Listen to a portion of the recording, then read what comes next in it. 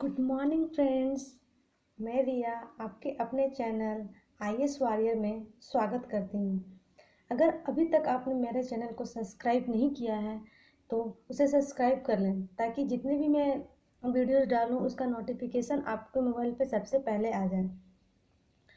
मेरे वीडियो को लाइक और शेयर करना ना भूलें, क्योंकि ये जितना आप लाइक और शेयर करेंगे उतना उतना ही ये बहुत सारे लोगों, बहुत सारे स्टूडेंटों तक पहुंचेगा जिसे इस इंफॉर्मेशन की आवश्यकता होगी। खासकर वो स्टूडेंट जो किसी भी सिविल सर्विसेज का एग्ज़ाम का प्रिपरेशन कर रहे हैं। तो इसमें आप लोग मेरा साथ दें और इसे जितना ज़्यादा हो सके लाइक और शेयर ज़रूर करें। तो चलिए दोस्तों, आज मैं अपनी वीडियो को आगे बढ़ाती हूँ। इसमें मैंने आज कल द हिंदू का एडिशन 10 तारीख का मैंने how different is the PM care fund from the PM nation relief fund को लिया है। इसे मैं आगे एक्सप्लेन करती हूँ। इसमें कहा है कि कैसे PM care fund PM national relief fund से अलग है और ये अभी न्यूज़ में क्यों बना हुआ है। इसके लिए इसको मैं आगे वीडियो में एक्सप्लेन करूँगी। इसके लिए आप मेरा वीडियो लगातार शुरू से लेकर अंत तक देखें ताकि आपको एक एक बात की, एक एक चीज़ की जानकारी अच्छे से मिल जाए। तो सबसे पहले आज हम जानते हैं कि पीएम केयर्स फंड आखिर है क्या। वैसे तो हम लोग पहले से ही जानते थे, इसे सभी लोग ही परिचित है कि पीएम केयर्स फंड क्या है। फिर भी इसके कुछ कुछ इम्पोर्टेंट चीज़ें जो हम लोग जान लेते हैं। पीएम केयर फंड मार्च 2020 को प्राइम मिनिस्टर नरेंद्र मोदी के द्वारा बनाया गया था। इसका फुल फॉर्म है जो बहुत ही इम्पोर्टेंट है किसी भी एग्ज़ाम के लिए, उसे हम लोग देख लेते हैं। इसका फुल फॉर्म है prime minister citizens assistance and relief in emergency situation fund. और इसे जो महामारी जिससे हम लोग अभी जूझ रहे हैं, अभी भी वो लगातार बना हुआ है हमारे देश में भी।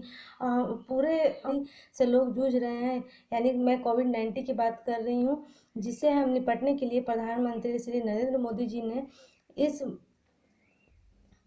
PM Narendra Modi relief fund को बनाया। अब हम लोग जानते हैं कि इसमें कौन कौन से लोग कंट्रीब्यूट कर सकते हैं। प्राइम मिनिस्टर नरेंद्र मोदी जी के बनाए द्वारा फंड में कौन कौन से लोग इसमें कंट्रीब्यूट कर सकते हैं। तो the fund receive voluntary contribution from individual and organization and does not get any budgetary support.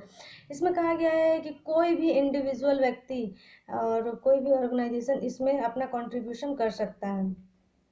इसमें यहाँ तक कि ये भी है कि लोग बहुत कम से कम अमाउंट 10 रुपये से भी इसमें अपना कंट्रीब्यूशन दे सकते हैं। इस और इसमें किसी भी तरह का बजटरी सपोर्ट का उल्लेख नहीं किया गया है। डोनेशन जो होगा बिल्कुल ही वो टैक्स फ्री होगा और इसे CSR can be counted against company corporate social responsibility obligation के तहत इसे काउंट किया जा सकता है। It is also exempt from the foreign contribution regulation act 2010। ये फॉरेन रेगुलेशन एक्ट 2010 से भी मुक्त होगा and accept foreign contribution.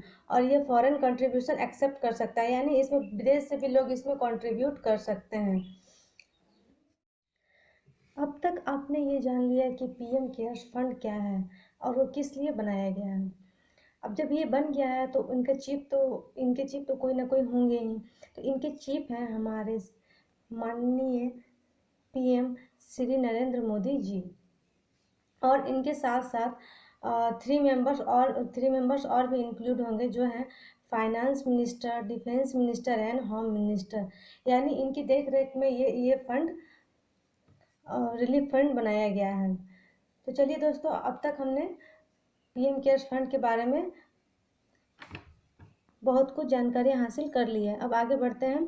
Prime minister national relief fund यानी PMNRF, ये क्या है इसके बारे में जानते हैं। तभी तो हम लोगों को ये दोनों का डिफरेंस पता चल पाएगा कि आखिर ये दोनों में डिफरेंस क्या है। तो PMNRF जो है वो बनाया गया था 1948 में। ये फर्स्ट में बनाया गया था। इसका पहला उद्देश्य ये था कि जो भी पार्टीशन रिफ्यूजीज हैं, जो उस समय हमारा देश आज़ाद हुआ था और उसी के साथ साथ इंडिया और पाकिस्तान का विभाजन हुआ था, तो उस समय जो रिफ्यूजीज थे, पार्टीशन रिफ्यूजीज थे, उन लोग के हेल्प करने के मोटिव से ही ये फर्स्ट में बनाया गया था। लेकिन बाद में जा कर के इसका जो इसका जो मोटिव है वो चेंज हो गया। इसको बाद में इसको बाद में इस तरह से तब्दील कर दिया गया कि ये देश में किसी भी तरह का इमीडिएट नेचुरल डिजास्टर हो या फिर किसी भी तरह का एक्सीडेंट हो, किसी भी तरह का दंगा फसाद या फिर फ्लड हो या एसिड अटैक हो, किसी भी तरह से कोई भी प्राकृतिक आपदा है, हर हर हर चीज़ में इसका फंड हेल्प के लिए भेजा जा सकता है। मतलब पहले तो था ये सिर्फ रिफ्यूजीज़ के लिए था, पार्टीशन रिफ्यूजीज़ के लिए, लेकिन बाद में ये इमीडिएट रिलीफ फंड के रूप में इसे तब्दील कर दिया गया, जिसे हर प्रकार के आपदा से निपटने के लिए इस फंड का यूज़ किया जा सके। इसके चीफ होते हैं प्राइम मिनिस्टर, एंड और उनके पीएमओ में जो भी स्टाफ होते हैं उनके देख रेख में एक ऑनररी बेसिस पे किया जाता है। और अभी तक PMNRF में जो अनस्पेंड बैलेंस है, यानी कि जो रिपोर्ट कहती है 2018 से 19 तक में जो अब तक इसके पास जो बचा हुआ बैलेंस है वो है 3800 करोड़ रुपीज़। यानी अभी भी इसके पास इतने अनस्पेंड जितने भी खर्च हो गया, जहाँ भी देना था, जो भी यूज हो सकते थे, यूज होने के बाद भी अभी तक ये इतना अमाउंट बचा हुआ है। इसे कंसर्न अबाउट कंट्रीब्यूशन। अब ये न्यूज़ इतना कंट्रोवर्शियल क्यों हो गया है, क्यों ये अभी न्यूज़ में बना हुआ है, इसके पीछे जो कारण है, जो इसके पीछे कंसर्न है, उसको मैं बताने जा रही हूँ। सबसे पहला पॉइंट तो ये है इसके कंट्रोवर्शियल होने का कि opposition leader have question the need for a new PM cares fund given that the PMNRF has similar objective. इसमें ये कहा गया है कि अपोजिशन लीडर जो हैं उन्होंने ऑब्जेक्शन किया है, क्वेश्चन उठाया है कि जब PM केयर फंड क्यों बनाया गया, जब इसके जैसा PMNRF फंड जो है इसका सिमिलर है, उसका भी ऑब्जेक्टिव सेम है, तो इसको बनाना मतलब क्यों जरूरी था, तो फिर इसको क्यों बनाया गया। उससे भी तो हम लोग फंड लेकर के तो हम लोग यूज कर सकते थे इस पैंडेमिक से निपटने के लिए, जिसकी वजह से ये कंट्रोवर्शियल बन गया है, कंट्रोवर्शियल इशू बना हुआ है। Lakhs of public and private sector employees have donated a day's salary to the fund, with some claiming it was done without their permission or knowledge. लाखों एम्प्लॉय जो कि वर्क करते हैं उनका एक दिन का सैलरी इसमें डोनेट किया गया है, जिसमें से बहुतों ने ये क्लेम किया है कि ये जो उनका एक दिन का सैलरी है बिना उनके परमिशन के और बिना उनकी जानकारी के वो डोनेट कर दिया गया है। और इसका तीसरा पॉइंट है protest have been raised against companies such as Reliance which have made major donation to PM care fund even while cutting salary their on employ. और ये न्यूज़ में बना हुआ है। It is not clear whether the fund comes under the ambit of the RTI Act or oversight by the controller and auditor general of India. इसमें यह भी clear नहीं किया गया है कि यह फंड जो आता है किसके अंदर, RTI एक्ट के अंदर आता है या फिर ऑडिटर जनरल ऑफ इंडिया के अंदर। PM cares fund web page is obscure regarding the amount of money of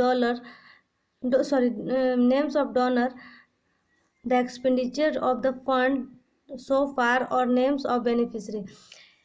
इसका न्यूज़ में आने का एक और कारण है कि जो PM केयर फंड्स जो है उसमें अभी तक अस्पष्ट है। इसमें अभी तक ये पता नहीं चल पाया है कि जो अमाउंट है कहाँ से कलेक्ट हुआ, कौन डोनर है, एक्सपेंडिचर कहाँ अब तक कितना एक्सपेंडिचर हो पाया है, कहाँ किया जा रहा है, इसके बेनिफिशरी कौन है, उनका नाम, मतलब इसे कितने लोगों को इससे बेनिफिट हुआ, उन लोगों का डिटेल्स अभी तक अवेलेबल नहीं है। The PMNRF provide annual donation and expenditure information without any detailed breakup. The PM Care Funds Trust deed is not available for public scrutiny. इसमें कहा गया है कि जो PMNRF था उसमें उसका सारा डिटेल्स कि वो कहाँ डोनेशन कर रहा है, कितना फंड प्राप्त हुआ, उसका सारा डिटेल्स अवेलेबल है, लेकिन इसका कोई भी डिटेल्स अवेलेबल नहीं है, जिसके कारण यह न्यूज़ में बना हुआ है कि इसका सारा डिटेल्स चाहिए। और अपोजिशन वाले लोग क्वेश्चन कर रहे हैं कि आप लोग जब उसके जैसा ही मतलब ये पहले से ही एक मौजूद है फंड के लिए, तो फिर आप दूसरा PM केयर फंड क्यों बनाएं। लेकिन दोस्तों जो था कि PM केयर फंड बनाना क्या ज़रूरी था, ये मेरा सवाल है, ज़रूरी है या नहीं है। मेरे ख्याल से तो ज़रूरी है, क्योंकि अगर